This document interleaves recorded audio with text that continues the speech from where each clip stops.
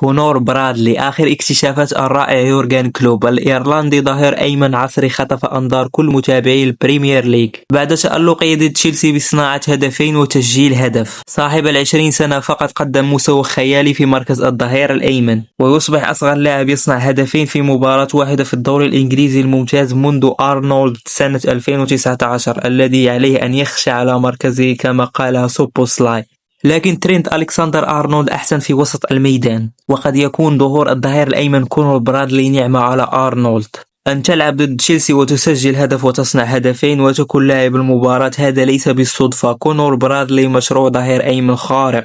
لك أن تتخيل أن برادلي يمتلك 3 تمريرات حاسمة في مباراتين في الدوري الإنجليزي الممتاز هذا الموسم، وبرونو فرنانديز لاعب اليونايتد يمتلك 3 تمريرات حاسمة في 20 مباراة.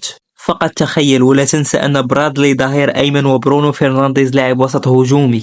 وبرأيي كونور برادلي يمتلك كل مميزات الظهير العصري. لاعب صغير لكنه يقاوم ضغط اللاعبين عليه بشكل رهيب، لن تأخذ منه الكرة بسهولة، ويضغط على لاعبي الخصم بشكل رهيب ليخطف منهم الكرات.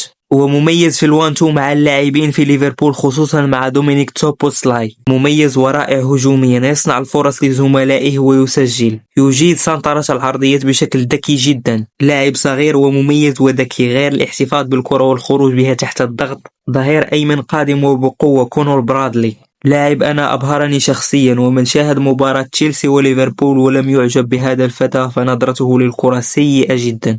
جماهير الريدز ليفربول ربنا كرمهم بهذا الظهير الأيمن الرائع، وسيتطور أكثر وأكثر في الأيام القادمة لأنه صغير في السن وظهر بشخصية قوية.